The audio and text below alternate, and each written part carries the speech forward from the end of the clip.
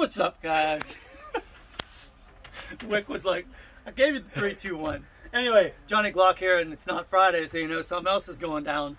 So, basically, a lot of you, I'm sure, got the notification that your Timney Omega triggers had shipped. And so with that, instead of giving like a bunch of literature and all that kind of stuff, I thought it would be more apropos to do an installation video, because there's a couple little tweaks and stuff like that, and that I want you guys to see me actually do. It's gonna make such a big difference if you have to adjust this at all. The name of the game is for you not to have to adjust it. It's completely pre-calibrated.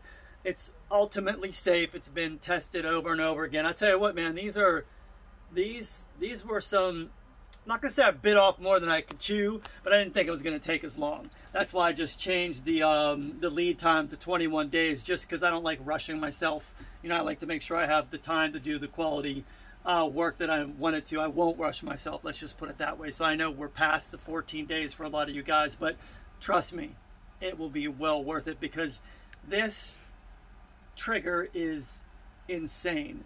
For competition, it is, I just, like, literally, rarely I impress myself this time, you know, but this is, it's just, yeah, you can see I'm not taken back, and I'm usually never taken back. So what we're gonna first what we're gonna do, and of course we have the infamous Wick on the camera right there. You can see him in the mirror.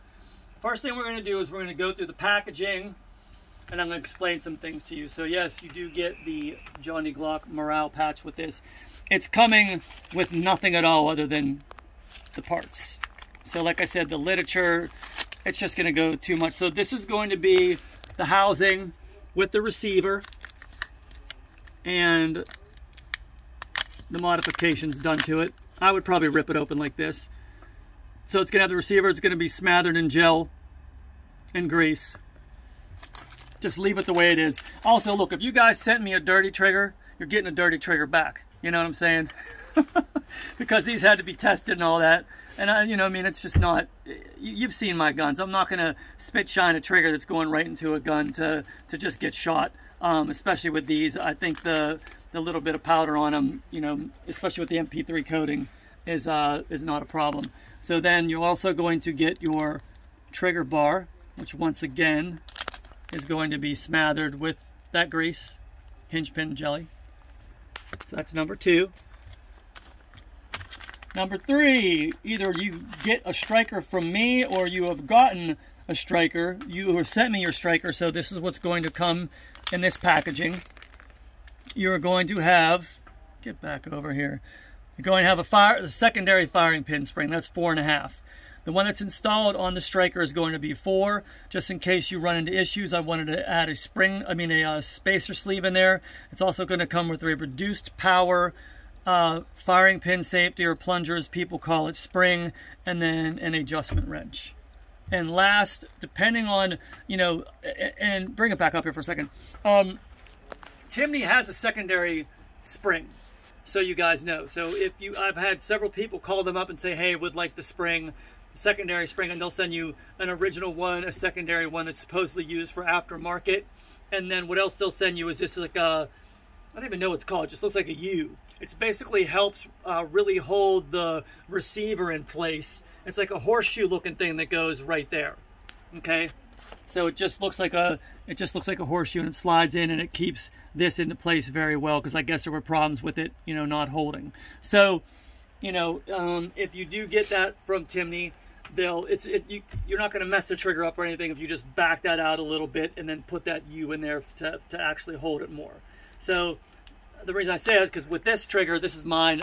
I bought it when all they had was the standard spring. But like I said, it now comes with the red spring that they say to use with an aftermarket connector. It's going to be up to you. I've found the red one to have a little bit better of a reset.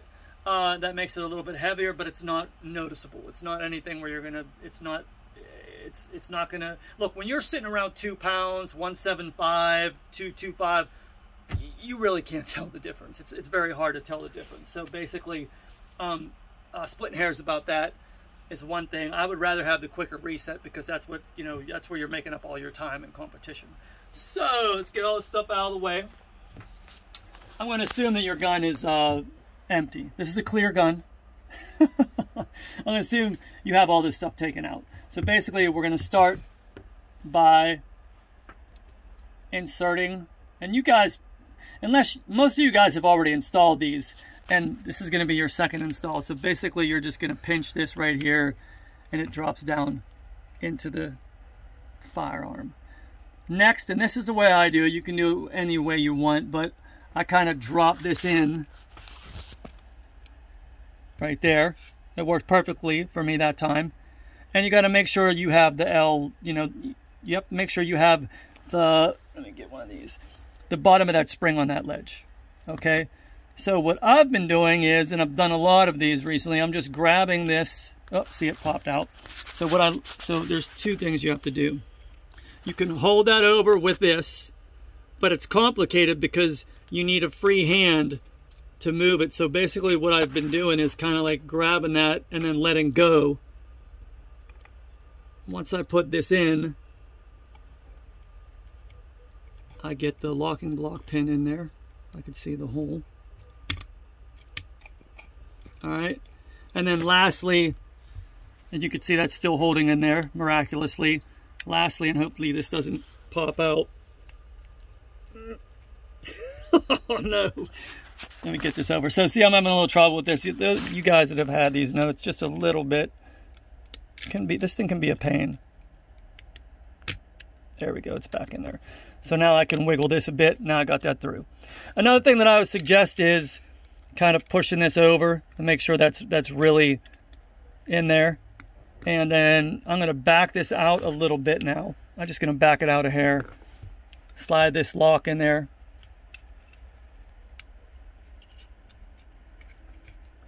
Make sure this is, hang on.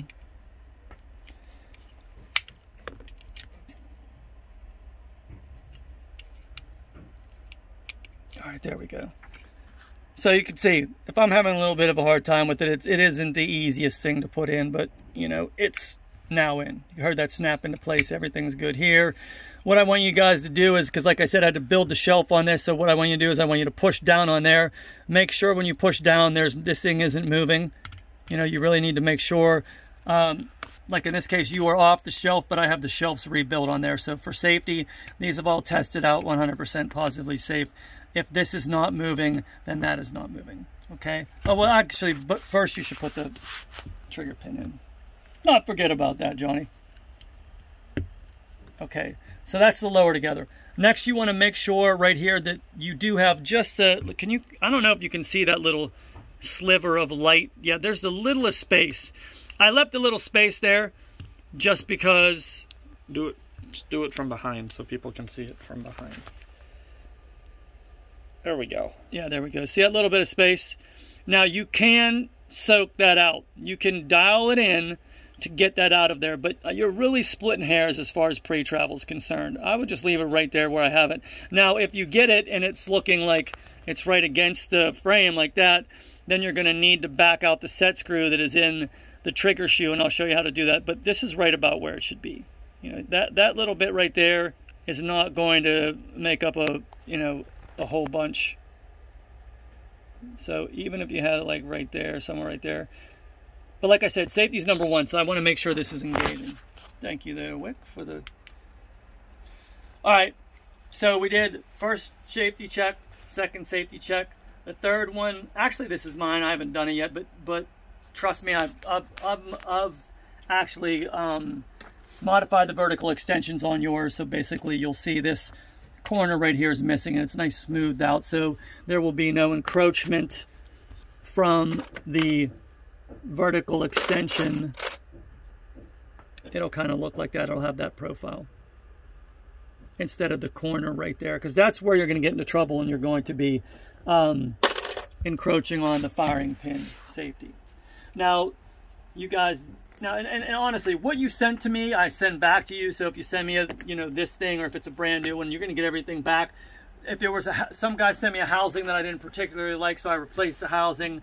You guys that sent me your own striker, if there was a spring cup or something I didn't like, I replaced that. So but just know what you send me, you're definitely getting back. And if I replace it, I replaced it because I thought it needed replaced. So basically, And this very simple process here. Since you're using your own firing pin safety, which really doesn't matter, you know, it's not as big of a deal with this gun, you know, with this, the way I have this set up. So that's why I didn't want you to send me your safety to polish up or anything like that. It's as long as you have this reduced safety plunger spring, which is basically there, but this is already reduced, so I don't really need to change it out. If you already have that reduced, you can just save that one as extra. And then you're gonna get that out of the way. Install that. The extractor is gonna catch it, as we all know. And then, of course, your assembly is your striker is coming as an assembly. So we're going to install that very simply. That's the slide. It's done. Everything's assembled.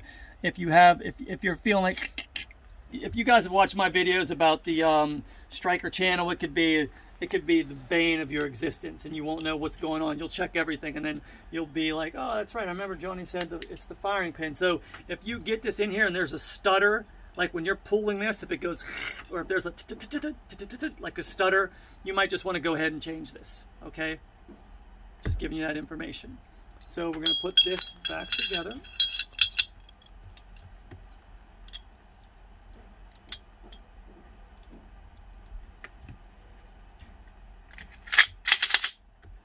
Once again, you can see we're safe here. I pull on either side just to double check that. All right, and then we're going to see if you can get this for the action. So these ones I built with a little bit more pre-travel. I mean, like, it's negligent, but I want the gun to be completely safe. So I know that one that I did, it was stupid. I'd have to have your gun here to be like on the wall like that. Plus, it really doesn't give me a ton. Let me move my thumb. As you can see, it doesn't give me a ton of tab to work with. I need to make sure this. So that little bit is nothing. So you're gonna hit the wall, and then from there, break. And then your reset. I let it creep out. So now with this reset, I might be able to dial a little bit more out. And this is where this becomes, this is the easy part. So you're going to punch this pin out. You're going to take your set screw and you're going to turn it in clockwise. I'm going to go actually an entire half because of the way I felt that it was a little jump after the break. I'm going to reinstall. Okay, so now watch the reset on this, how much shorter it is. It's a big, just that half turn made a big difference. And I'm trying to think, you know, let's get this angle just so, because I'm like, I'm flexing my wrist weird. And so also remember, put your magazine in when you're doing this, because that's going to, if I push down on this really hard, it's going to not want to break. As soon as I take my hand off here, it'll break. So that means I am pushing this to the absolute maximum I can. Now, if you put this on and it doesn't break, see, I'm just kind of going light. If it doesn't want to break there, then that will actually, I didn't have a rack. These are so, if it doesn't want to break, that means you're going to have to take the slide off. I have plenty of videos that show you how to do that. Keep the slide lock on. Let's pretend, well, I'm going to show you if it doesn't break. Where are we as far as time? 13:55. Okay, so I'm going to dial it in. Now this is over dialed in, so this is not going to allow the trigger to break. Not allowing it to break. So what you're going to have to do is you're going to have to lock the slide back. You're going to have to take off your back plate. And you have to pull the striker out. That's going to be the easiest way to do it. Because with this one, you can't really get a cruciform, a tool up in there and pry that down. It's a little bit harder. So, and I wouldn't want you to mess up the mechanism here. So after that's done, you're going to put this back in and put your back plate back on.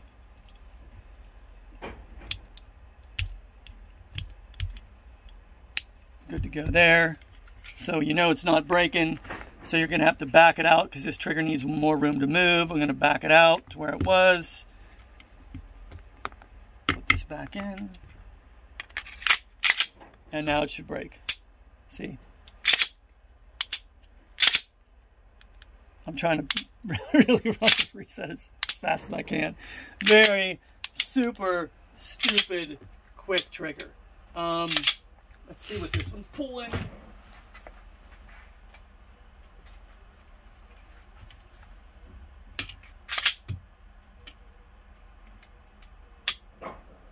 Yeah, this one's right under 2 pounds.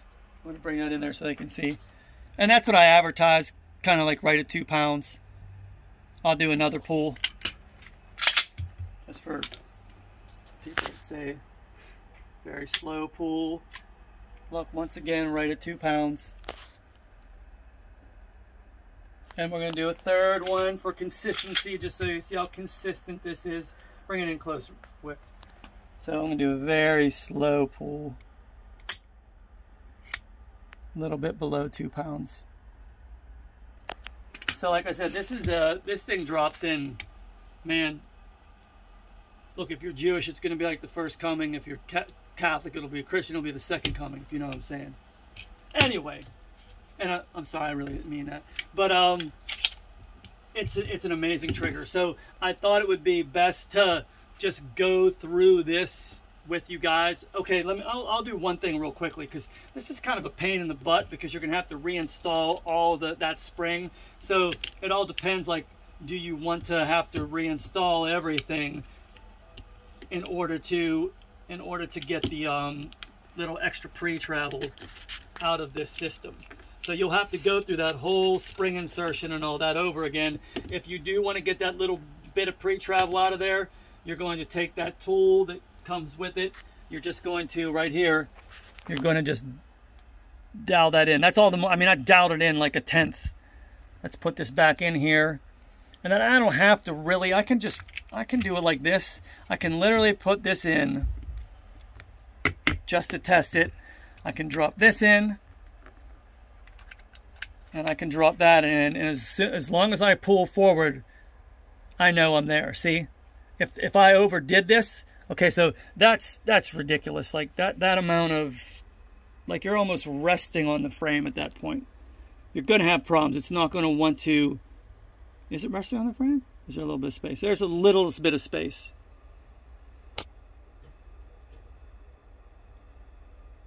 There's a little bit of space right there. But that's how, you know, so if you quickly, okay, so let's do this. Say you drop it in and it looks like this. This whole thing, I'm going to back this out just to create more space there. So counterclockwise. And I would suggest, I should have done this from the gate. Do this when you first get it. Don't put any springs or anything in. Just get it in there. I forgot about this. Pull forward. Now see the big space in between there? All that space can be taken up right there. All that space can be taken up. And the way you're going to do that, and I guess I should have started out with this. You're Tarantinoing it. Yeah, right, Tarantino. I'm going to dial it in. Put it back in there. Put it back in here. Honestly, you don't even have to use the locking block. You can just get it in there. Still, I can still get more out of it. I can still get more out of it. So basically, I'm going to punch it out again. Pull it out. Everything's going to fall apart. Dial it in again.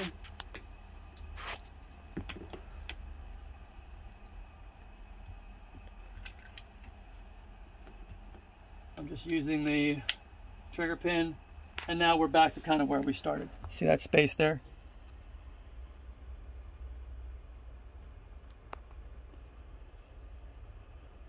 Right.